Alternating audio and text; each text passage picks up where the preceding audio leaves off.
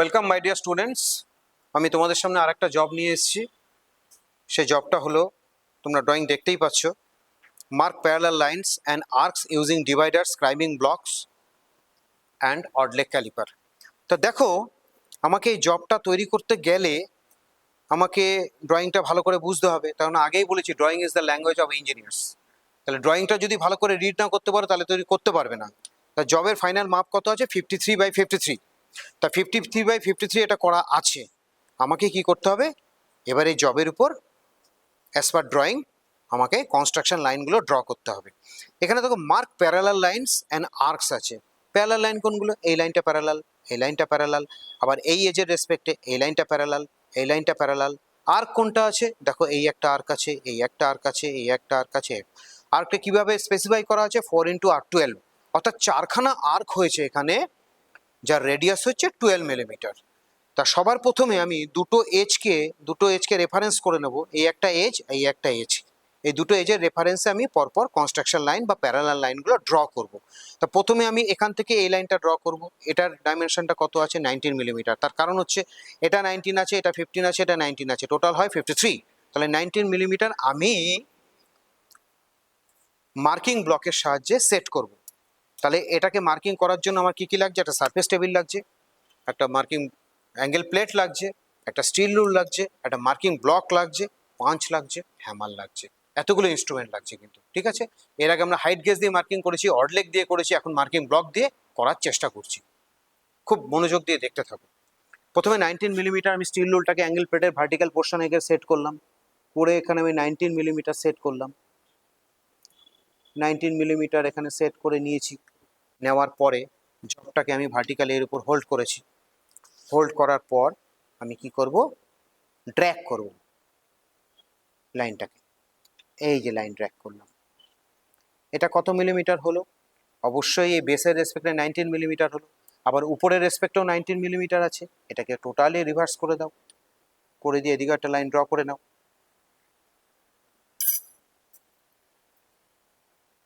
লাইনটা ড্র করে নিলে তাহলে আমার দুখানা কনস্ট্রাকশন লাইন হয়ে গেল, অর্থাৎ এই যে রেসপেক্ট প্যারালাল লাইন দুটো ড্র হয়ে গেল। এবার আমি এই যে রেসপেক্টে আমি এই লাইনটা আর এই লাইনটা ড্র করব। দেখো, এই লাইনটাকে ড্র করতে গেলে এখান থেকে এর মাপটা কতটা আছে? এটা 33 আছে, এটা 10 আছে, তাহলে এইটুকু 10। তাহলে 33 আর 10 করলে কত হয়? 43 হয়। 43টাকে আমাকে এখানে সেট করতে হবে। ক্লিয়ার? তাহলে 43টা আমি সেট করে নিই।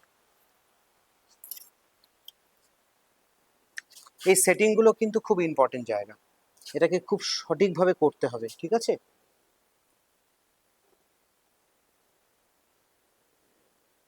সেট করে আবার টাচ করে নিতে হবে।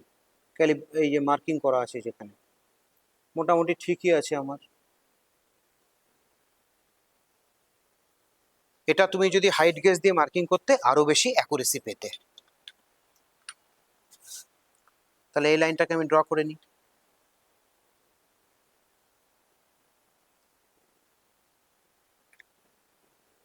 এই যে লাইনটা ড্র করে নিলাম, রিভার্স করে দাও, রিভার্স করে এই লাইনটাকে ড্র করে দাও।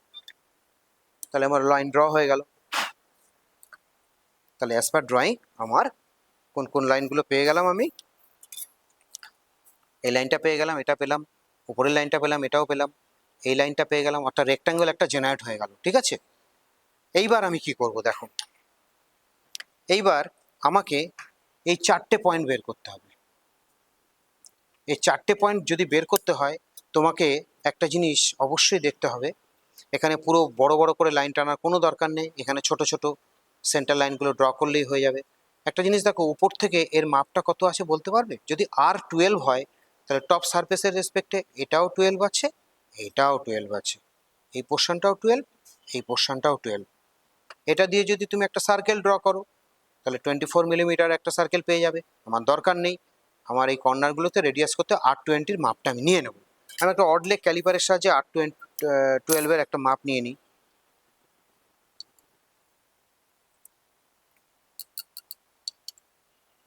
টুয়েলভের একটা মাপ নিয়ে নিয়েছি। এবার আমি কি করব দেখো, ড্রয়িংটাও ফলো করো আর আমি কি করছি সেটাও ফলো করো।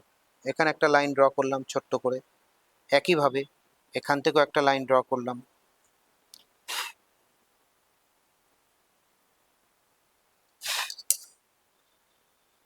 12 মিলিমিটার আছে, এখান থেকে এটা 12 মিলিমিটার আছে। যদি এই জায়গাটা ফট করে মার্কিং করার পর কিন্তু হারিয়ে যেতে পারে, তোমরা বুঝতে পারবে না কোন জায়গাটা আমাকে পাঞ্চিং করতে হবে। এটা কিন্তু একটা ভাইটাল ব্যাপার, মনে রাখতে হবে তোমাদের এই জায়গাটা। একইভাবে এদিকেও নিয়ে নাও লাইনটা, একইভাবে এদিকেও নিয়ে নাও লাইনটা, একইভাবে এই এজের রেসপেক্টে এদিকে লাইনটা নিয়ে নাও, নিয়ে নিলে এদিকেও নিয়ে নাও, পেয়ে গেলে পয়েন্ট। এবার এই জায়গাগুলো আমার পাঞ্চিং করতে হবে। পাঁচটা দাও তো, আর হ্যামারটা দাও।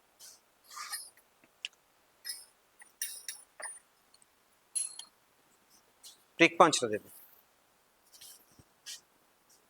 এখানটা আমি পাঞ্চ করে নিচ্ছি, পাঞ্চ করলাম, এখানেও একটা পাঞ্চ করে নিই, এখানটা একটা পাঞ্চ করে নিই, এই জায়গাটা একটা পাঞ্চ করে নিলাম। এবার ডিভাইডারের সাহায্যে ডিভাইডারটা দাও। 12 মিলিমিটার আমি সেট করব।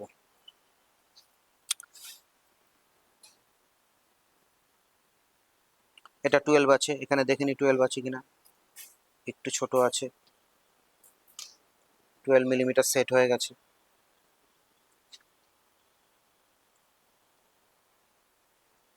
আমি আর্কটা ড্র করব।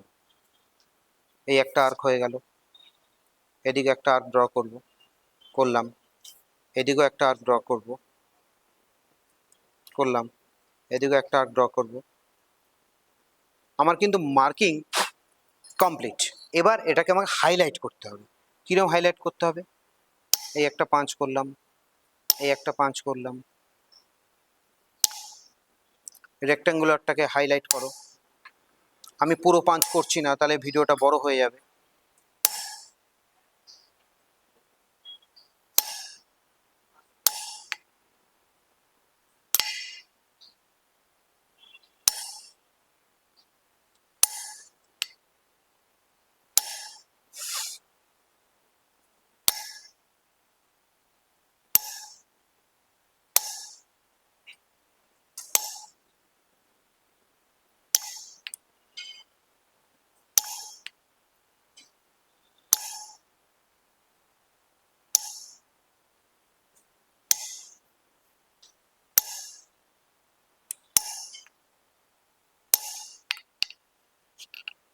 তাহলে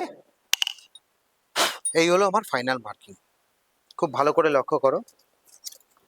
অ্যাজ পার ড্রয়িং এই রেক্ট্যাঙ্গুলারটাও হলো, চারটে সেন্টার পয়েন্ট, ইন্টারসেকশন পয়েন্টও পেয়ে গেলাম। এর সাহায্যে রেডিয়াসটাও টেনে নিলাম, আর্কটা টেনে নিলাম, নট রেডিয়াস, আর্ক। তাহলে চারটে আর্কও পেলাম, কনস্ট্রাকশন লাইনও পেলাম। আশা করি তোমরা বুঝতে পেরেছো। ঠিক এই প্রসেসে তোমরা মার্কিং করবে। তবে মনে রেখো, মার্কিং ব্লকের থেকেও হাইট গেজ দিয়ে যদি মার্কিং করতে, অনেক বেশি অ্যাকুরেসি পেতে। ঠিক আছে, আশা করি তোমরা মার্কিং প্রসিডিওরটা বুঝতে পেরেছো। নেক্সট ভিডিওর জন্য ওয়েট করো, আমি আরও সুন্দর সুন্দর তোমাদের ভিডিও নিয়ে আসবো অ্যাজ পার সিলেবাস।